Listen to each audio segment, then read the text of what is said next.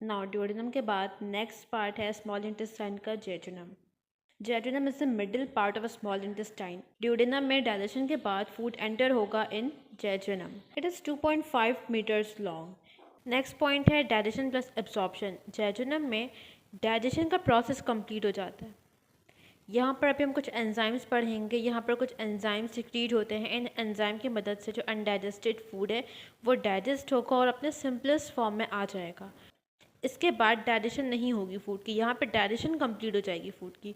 और दूसरी बात क्या है, एब्जॉर्प्शन। यहाँ पर जो फूड अपने सिंपल फॉर्म में आया है वो अब एब्जॉर्ब भी होगा। ठीक है, तो जेजुनम में डाइजेशन भी होगी और एब्जॉर्प्शन का प्रोसेस भी होगा। अब डाइजेशन के लिए यहाँ पर कौन से एंजाइम्स रिलीज होते हैं? नंबर 1 है माल्टेज। ठीक है, माल्टेज नाम से पता चल रहा है माल्टेज किस पर एक्ट करेगा? ये एक्ट करेगा माल्टोज शुगर पे। माल्टोज शुगर पे एक्ट करेगा और इसको ग्लूकोज प्लस ग्लूकोज में कन्वर्ट कर देगा। ठीक है, उसके बाद है सुक्रेज। सुक्रेज एंजाइम एक्ट करेगा सक्रोज शुगर पे और इसको किस में कन्वर्ट कर देगा? Fructose plus glucose. उसके बाद है लैक्टेज। लैक्टेज एंजाइम एक्ट करेगा लैक्टोज शुगर पे और उसको कन्वर्ट कर देगा इनटू ग्लूकोज प्लस गैलेक्टोज। तो यहाँ पर शुगर की डाइजेशन हो रही है, कार्बोहाइड्रेट्स डाइजेस्ट हो रहे हैं। इसके बाद दूसरा एंजाइम है पेप्टाइडेज। ये एक्ट करेगा पेप्टाइड्स पर, जो सिंपल प्रोटीन्स बने थे ड्यूडेनम से पहले ड्यूडेनम में। अब ये पेप्टाइडेज एंजाइम ड्यूडेनम में रिलीज़ हो रहा है, ये एक्ट करेगा पेप्टाइड्स पर और उनको सिंपल फॉर्म में कन्वर्ट कर देगा। ठीक है, अमाइनो एसिड्स में। उसके बाद है न्यूक्लियोटाइडेज। न्यूक्लियोटाइडेज एक्ट करेगा ऑन न्यूक्लियोटाइड्स और इनको कन्वर्ट कर देगा इन न्यूक्लियोसाइड। ठीक है, तो यहाँ पर कार्बोहाइड्रेट की डाइजेशन हो गई, प्रोटीन की डाइजेशन हो गई और न्यूक्लिक एसिड की डाइजेशन हो गई और लिपिड्स की डाइजेशन इससे पहले हो चुकी है लाइपेज की हेल्प से इन ड्यूडेनम। तो यहाँ तक तमाम हमारे बायोमोलिक्यूल्स डाइजेस्ट हो चुके हैं और अपने सिंपल फॉर्म में आ चुके हैं। अब ये मॉलिक्यूल्स क्या हो सकते हैं? अब इनकी एब्सॉर्प्शन हो सकती है। ठीक है, डाइजेशन का मतलब हमने क्या पढ़ा था? डाइजेशन मतलब क्या है कि हायर कॉम्प्लेक्स फूड का सिंपल में कन्वर्ट हो जाना। तो अभी जो हमने फूड इनटेक किया था by the process of ingestion वो कॉम्प्लेक्स फूड था। ठीक है, वहाँ पर जो कार्बोहाइड्रेट थे वो भी लार्ज पॉलीसेक्राइड्स थे, जो प्रोटीन्स वो भी लार्ज कॉम्प्लेक्स प्रोटीन्स थे, लिपिड्स भी इसी तरह से लार्ज मॉलिक्यूल्स थे। अभी जो पूरा हमने प्रोसेस पढ़ा from oral cavity up to jejunum, यहाँ तक क्या हुआ? जो भी हायर मॉलिक्यूल्स थे, कॉम्प्लेक्स फूड था, कॉम्प्लेक्स मॉलिक्यूल्स थे, वो कन्वर्ट हो गए हैं सिंपल मॉलिक्यूल्स में with the help of enzymes और अब इनकी होगी एब्सॉर्प्शन। तो यहाँ के बाद हमारा हमने जो होलिस्टिक न्यूट्रिशन के स्टेप्स पढ़े थे, क्या क्या पढ़ा था? हमने पढ़ा था इंजेशन नंबर 1, नंबर 2 हमने पढ़ा था डाइजेशन, नंबर 3 हमने पढ़ा था एब्सॉर्प्शन, 4 था एसिमिलेशन और लास्ट था एडिशन। तो इंजेशन हमने देख लिया था ओरल कैविटी में, डाइजेशन हम पढ़ रहे थे। ठीक है, यहाँ पर हमारा डाइजेशन भी कंप्लीट हो गया। अब इसके बाद हम क्या डिस्कस करेंगे? हम पढ़ेंगे एब्सॉर्प्शन। तो जेजुनम में एब्सॉर्प्शन का प्रोसेस होगा, जो सिंपल मॉलिक्यूल्स हैं वो एब्सॉर्ब होंगे। जेजुनम के बाद लास्ट पार्ट आता है स्मॉल इंटेस्टाइन का, दैट इज इलियम। नेक्स्ट हम बात कर रहे हैं इलियम। इलियम क्या है? Last part of small intestine. Small intestine के हमने 3 पार्ट्स पढ़े, ड्यूडेनम, जेजुनम एंड इलियम। तो ilium is the last part of small intestine. इसकी लेंथ क्या है? 3.6 मीटर्स ये लॉन्ग है और कॉइल फॉर्म में होगा। ठीक है, मेन फंक्शन एब्सॉर्प्शन। इलियम का मेन फंक्शन है एब्सॉर्प्शन से रिलेटेड, क्योंकि अभी तक डाइजेशन हो चुकी है। अब जो हम आगे पार्ट्स पढ़ेंगे डाइजेस्टिव सिस्टम के, उनका रोल होगा एब्सॉर्प्शन से रिलेटेड। ठीक है, तो इलियम का काम क्या है? एब्सॉर्प्शन है। किन चीज़ों की एब्सॉर्प्शन? विटामिन B12 की एब्सॉर्प्शन। इसके अलावा बाइल सॉल्ट्स की एब्जॉर्प्शन। बाइल सॉल्ट्स का रोल था इमल्सिफिकेशन ऑफ फैट में। तो फैट को इमल्सिफाई करने के बाद जो बाइल सॉल्ट्स हैं वो एक्सक्रीट नहीं होंगे, बल्कि वो रीअब्जॉर्ब हो जाएंगे हमारी बॉडी में। ठीक है, कहाँ पर रीअब्जॉर्ब होंगे? इलियम में रीअब्जॉर्ब होंगे। एनी अदर मॉलिक्यूल, कोई भी ऐसा मॉलिक्यूल जो जेजुनम में एब्जॉर्ब नहीं हो सका, वो अब कहाँ पे एब्जॉर्ब होगा? इलियम में एब्जॉर्प्शन होगी उसकी। ठीक है, तो एनी अदर मॉलिक्यूल जो जेजुनम में एब्जॉर्ब नहीं हो सका। अब नेक्स्ट हम डिस्कस करने जा रहे हैं स्ट्रक्चर ऑफ इलियम, जो कि इम्पॉर्टेंट है। ठीक है, इसमें कुछ टर्म्स हैं जिनको हमने समझना है। पहली टर्म है प्लाइका सर्कुलरिस। ये क्या है? देखो, इलियम का जो इंटरनल लाइनिंग है ना, वो फोल्डेड फॉर्म में होती है। या इसे हम रिंकल्ड फॉर्म भी कह सकते हैं। ये जो फोल्ड्स हैं और रिंकल्ड, इन्हें हम कहते हैं प्लाइका सर्कुलरिस। जैसे अगर इस डायग्राम में अगर हम देखें, देखो इलियम है किस तरह का, ट्यूब की तरह का स्ट्रक्चर है, ट्यूबुलर स्ट्रक्चर है। अगर हम इस ट्यूब का फ्रंट पार्ट कट कर दें तभी हमें अंदर से इलियम दिखेगा ना। तो इस डायग्राम में हमने क्या किया है, इलियम जो कि ट्यूब लाइक था उसका हमने फ्रंट पार्ट कट करके निकाल दिया। तो अब हमें ये क्या व्यू दिख रहा है, ये हमें इंटरनल व्यू दिख रहा है इलियम का, कि अंदर से इलियम की लाइनिंग कैसी है। तो अंदर से अगर हम देखेंगे ना तो इसमें हमें फोल्ड्स दिखेंगे। किस तरह के फोल्ड होते हैं, हम पेपर फैन बनाते हैं ना, इस तरह से पेपर को फोल्ड करके, तो इस तरह से इलियम के अंदर बिल्कुल उसी तरह से फोल्ड्स मौजूद होंगे। ठीक है, ये सारे क्या, ये फोल्ड्स हैं। यहाँ पर भी ये सारे क्या, ये फोल्ड्स हैं इलियम के। ठीक है, इस डायग्राम में भी अगर देखो तो ये क्या है, ये पूरा इलियम जो कि ट्यूबुलर स्ट्रक्चर है, ये ट्यूब है इलियम की। यहाँ पर हमने क्या किया है, इलियम का ये पार्ट सही है, ये पार्ट ठीक है। इस पार्ट में हमने क्या किया, हमने उसका फ्रंट का पार्ट काट के निकाल दिया ताकि हमें इसके अंदर का स्ट्रक्चर दिख सके। तो यहाँ पे हमें अंदर से दिख रहा है इलियम किस तरह का। तो यहाँ पे अगर हम देखें तो ये हमें रिंकल्ड दिख रहे हैं, ये हमें फोल्ड्स दिख रहे हैं इलियम के अंदर। ठीक है, तो इलियम की जो इंटरनल लाइनिंग है, जो अंदर से इलियम है, वो कैसे, वो फोल्डेड फॉर्म में है, वो रिंकल्ड फॉर्म में है। किस तरह से, जैसे हम पेपर फैन बनाते हैं उसमें हम फोल्ड्स बनाते हैं पेपर को फोल्ड करके, उसी तरह से जो उसकी लाइनिंग है वो फोल्ड हुई हुई है। उन्हीं फोल्ड को हम क्या कहते हैं, प्लाइका सर्कुलरिस। ठीक है, ये पॉइंट समझ आ गया। उसके बाद है विलाय। अब विलाय क्या है, अगर हम प्लाइका सर्कुलरिस को देखें, फोल्ड्स हैं, इन फोल्ड्स के ऊपर ना स्मॉल फिंगर लाइक प्रोजेक्शंस निकले हुए हैं इस तरह से। यहाँ पे ये प्लाइका सर्कुलरिस है, ये जब हमने इसे कट किया तो हमें ये इस तरह से दिख रहा है। ठीक है, व्यू का डिफरेंस होता है, अगर एक चीज़ को हम सामने से देखेंगे वो हमें अलग तरह से दिखेगी, साइड व्यू में वही चीज़ हमें डिफरेंट तरह से दिखेगी। तो यहाँ पर हम सामने से देख रहे थे फोल्ड्स को, यहाँ पर हम क्या कर रहे हैं, साइड से देख रहे हैं। तो फोल्ड्स हमें इस तरह से दिख रहे हैं। ठीक है, अगर पेपर फैन को भी साइड से देखोगे तो कैसे, ऐसे दिखेंगे। तो उसी तरह से हमें ये इस तरह से दिख रहे हैं। ये क्या है, ये प्लाइका सर्कुलरिस है। इसके ऊपर जो ब्लैक प्रोजेक्शंस दिख रही हैं, ये क्या है, ये विलाय हैं। तो प्लाइका सर्कुलरिस के ऊपर माइक्रोस्कोपिक फिंगर लाइक प्रोजेक्शंस होती है जिसे हम कहते हैं विलाय। ठीक है, अब अगर इस विलाय को हम जूम करें, ठीक है, यहाँ पर हमने क्या किया, एक विलाय, ये जो ब्लैक है ना, इस ब्लैक एक विलाय को हमने जूम कर लिया है। तो इसके अंदर हमें क्या चीज़ें दिखेंगी, अब हम उस पर बात करने जा रहे हैं। ठीक है, ये समझ आ गया, प्लाइका सर्कुलरिस विलाय। अब नेक्स्ट हम विलाय को जूम कर रहे हैं कि उसके अंदर क्या स्ट्रक्चर्स मौजूद हैं। तो विलाय को हमने जूम कर लिया। यहाँ पर जो विलाय के ऊपर स्मॉल ये दिख रहे हैं, ये क्या, सेल्स हैं, ये एपिथेलियल सेल्स हैं। इन एपिथेलियल सेल्स में से हेयर लाइक प्रोजेक्शंस निकल रही हैं। ठीक है, फॉर एग्जांपल ये एक एपिथेलियल सेल है विलाय का, इस एपिथेलियल सेल से हेयर लाइक प्रोजेक्शंस निकल रही हैं।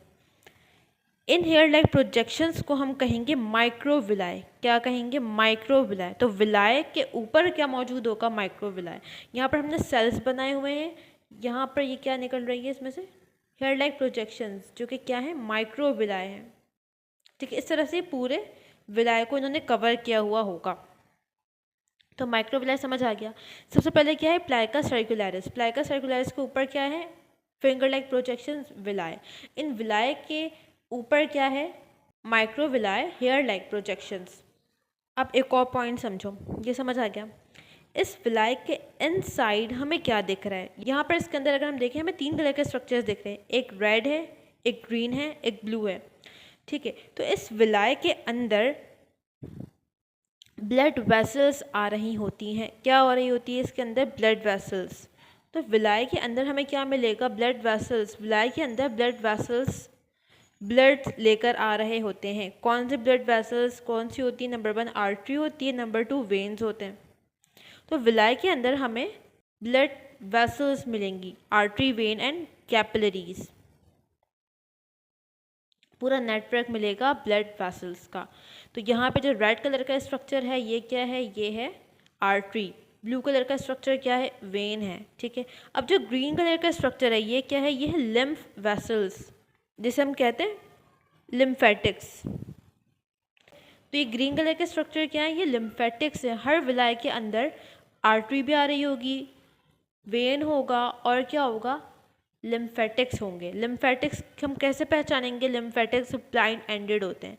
यहाँ पर देखो जो आर्टरी है वो वेन से कंबाइन है, ठीक है, आर्टरी वेन में कंटिन्यू हो रही है, लेकिन जो ग्रीन कलर का स्ट्रक्चर है ये आगे से ब्लाइंड एंडेड है, तो ये क्या है? ये लिम्फेटिक्स है। डाइजेस्टिव सिस्टम में जो लिम्फेटिक्स आ रहे होते हैं उनका नाम होता है लैक्टील्स, ठीक है। वो लिम्फेटिक्स जो डाइजेस्टिव सिस्टम में आते हैं, जो स्मॉल इंटेस्टाइन में जो विलाय में आते हैं, उन्हें हम क्या कहते हैं? उन्हें हम कहते हैं लैक्टील्स, ठीक है। इसके अलावा यहाँ पर स्मूथ मसल्स भी होते हैं, स्मूथ मसल्स जो कि कॉन्ट्रैक्शन और रिलैक्सेशन यहाँ पे मूवमेंट करवाते हैं विलाय की। अच्छा, अब इतने सारे स्ट्रक्चर स्मॉल इंटेस्टाइन में होने का मकसद क्या है? यहाँ पर प्लेका सर्कुलरिस भी है, यहाँ पर विलाय भी है, फिर उसके ऊपर माइक्रो विलाय भी है। तो इन सब का एक ही मकसद है, इनका मकसद है सरफेस एरिया को इंक्रीज़ करना, ठीक है, ताकि एब्जॉर्प्शन ज़्यादा से ज़्यादा हो सके, जो हमने फूड लिया है वो ज़्यादा से ज़्यादा एब्जॉर्ब हो सके। जब सरफेस एरिया बढ़ेगा तो एब्जॉर्प्शन भी ज़्यादा होगी। तो क्योंकि इलियम का रोल है एब्जॉर्प्शन में, तो इसीलिए जो इलियम है यहाँ पर जो इसकी इंटरनल लाइनिंग है वो फोल्डेड है ताकि सरफेस एरिया ज़्यादा हो जाए। विलाय भी इसीलिए है ताकि सरफेस एरिया ज़्यादा हो जाए, माइक्रोविलाय भी इसीलिए है ताकि सरफेस एरिया ज़्यादा हो और एब्जॉर्प्शन ज़्यादा से ज़्यादा मॉलिक्यूल्स की हो सके। नेक्स्ट हम बात करने जा रहे हैं एब्जॉर्प्शन, ठीक है। कौन से ऐसे मॉलिक्यूल्स हैं जो एब्जॉर्ब होंगे? नंबर 1 है ग्लूकोज, जो कि आया है कार्बोहाइड्रेट की डाइजेशन से। नंबर 2 है अमाइनो एसिड्स, जो कि आया है प्रोटीन की डाइजेशन से। नंबर 3 है फैटी एसिड्स, जो कि आए हैं लिपिड्स की डाइजेशन से। तो ये 3 सिंपल मॉलिक्यूल्स हैं, glucose, amino acids and fatty acid, जिनकी एब्सॉर्प्शन होनी है। तो अब एक और पॉइंट यहाँ पर याद रखो कि जो ग्लूकोज और अमाइनो एसिड हैं ये वाटर सॉल्युबल हैं। इट मीन्स कि ये ब्लड में एब्सॉर्ब हो सकते हैं, ठीक है, ये ब्लड में एब्सॉर्ब हो सकते हैं। नंबर 2 जो हमारे पास है वो है फैटी एसिड्स, फैट मॉलिक्यूल्स है ना फैटी एसिड्स। ये फैटी एसिड्स ब्लड के ज़रिए ट्रांसपोर्ट नहीं होते, ये ट्रांसपोर्ट होते हैं बाय लिम्फ। हमारा लिम्फेटिक सिस्टम फैटी एसिड को एब्सॉर्ब करता है। अब हम आ जाते हैं 1 बाय 1 एब्सॉर्प्शन पे। फर्स्ट हम बात करें अमाइनो एसिड्स एंड ग्लूकोज की एब्सॉर्प्शन।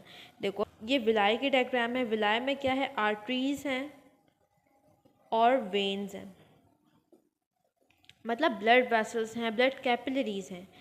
तो यहाँ पर जो अमाइनो एसिड्स और ग्लूकोज हैं ये विलाय और माइक्रो विलाय की हेल्प से एब्जॉर्ब हो जाते हैं, सेल्स में आ जाते हैं, एपिथेलियल सेल्स में, और यहाँ से कहाँ डिफ्यूज़ हो जाते हैं?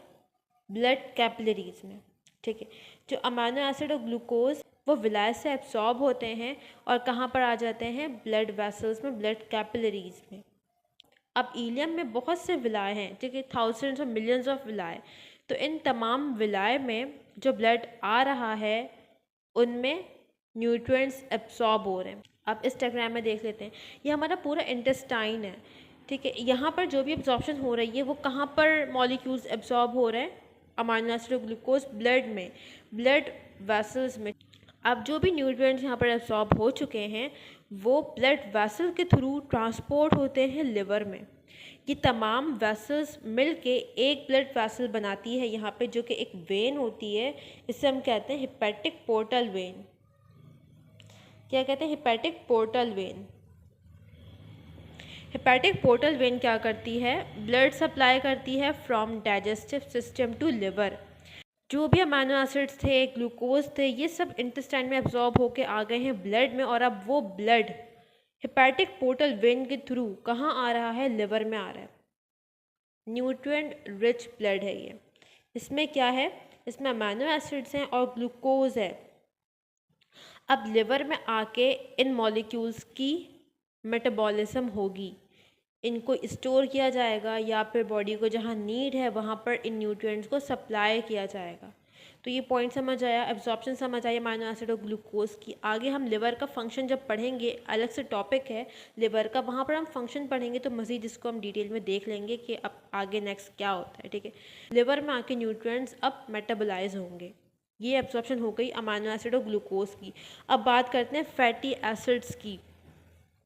फैटी एसिड किसके ज़रिए एब्जॉर्ब होता है? ब्लड के ज़रिए एब्जॉर्ब नहीं होगा, इसको एब्जॉर्ब करता है लिम्फ। ठीक है, हमारे इंटेस्टाइन में हमने पढ़ा, जो विलाय का हमने स्ट्रक्चर पढ़ा, यहाँ पे हमने देखा कि ब्लड वेसल आ रहे थे, इसके साथ ही साथ क्या आ रहे थे? लैक्टील्स आ रहे थे। लैक्टील्स क्या है? लैक्टील्स है लिम्फेटिक्स, मतलब लिम्फ वेसल्स हैं, लिम्फेटिक्स हैं।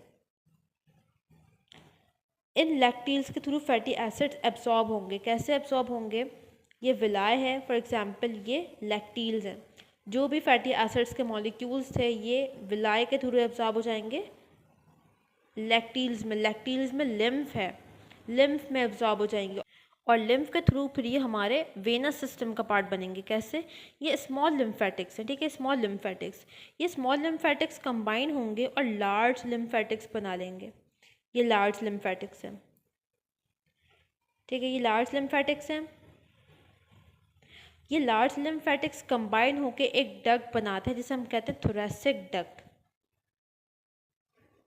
थोरैसिक डक्ट स्मॉल लिम्फेटिक्स से कंबाइन होने से लार्ज लिम्फेटिक्स बन गया, लार्ज लिम्फेटिक्स से कंबाइन होने से पूरी डक्ट बन गई जिसे हम कहते हैं थोरैसिक डक्ट। इसके अंदर लिम्फ होता है। क्या है? लिम्फ है। और फिर ये थोरैसिक डक्ट जाके ओपन हो जाती है सबक्लेवियन वेन में, सबक्लेवियन वेन। तो इस तरह से जो लिम्फ होता है वो हमारे वेनस सिस्टम का पार्ट बन जाता है, हमारे सर्कुलेशन का पार्ट बन जाता है। इसको देख लेते हैं एक दफ़ा डायग्राम बना के भी। देखो फॉर एग्जांपल लार्ज लिम्फेटिक्स हैं, ये लार्ज लिम्फेटिक्स कंबाइन होकर इन्होंने एक डक्ट बना ली, ठीक है। ये क्या है? थोरैसिक डक्ट है। ये लार्ज लिम्फेटिक्स थे, ये क्या है? पूरी थोरैसिक डक्ट है। कि थोरैसिक डक्ट ओपन हो जाएगी कहाँ पे? सबक्लेवियन वेन में। ये ब्लैक कलर का हमारा वेन है, ठीक है, ये सबक्लेवियन वेन है। तो स्मॉल लिम्फेटिक्स से लार्ज लिम्फेटिक्स, लार्ज से थोरैसिक डक्ट, फिर थोरैसिक डक्ट ओपन हो गई कहाँ पे? सबक्लेवियन वेन में, ब्लड में आ गया।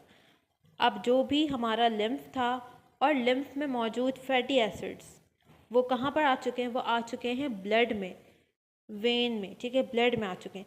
अब ब्लड में आने के बाद फैटी एसिड्स के साथ क्या होगा? ये फैटी एसिड ट्रांसपोर्ट हो जाएंगे। ये फैटी एसिड कहाँ कहाँ पे जाएंगे ब्लड के साथ?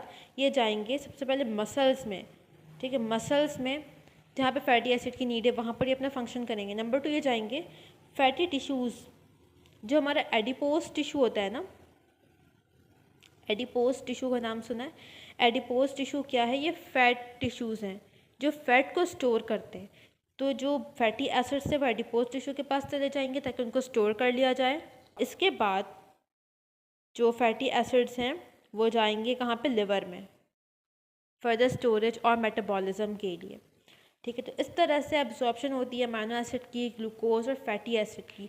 यहाँ पर हमारा स्मॉल इंटेस्टाइन भी कंप्लीट हो चुका है और यहाँ पर जो मेजर हमारे मॉलिक्यूल्स थे, बायोमॉलिक्यूल्स, उनकी एब्जॉर्प्शन भी कंप्लीट हो चुकी है, ठीक है। तो अब हमारा नेक्स्ट टॉपिक होगा लार्ज इंटेस्टाइन।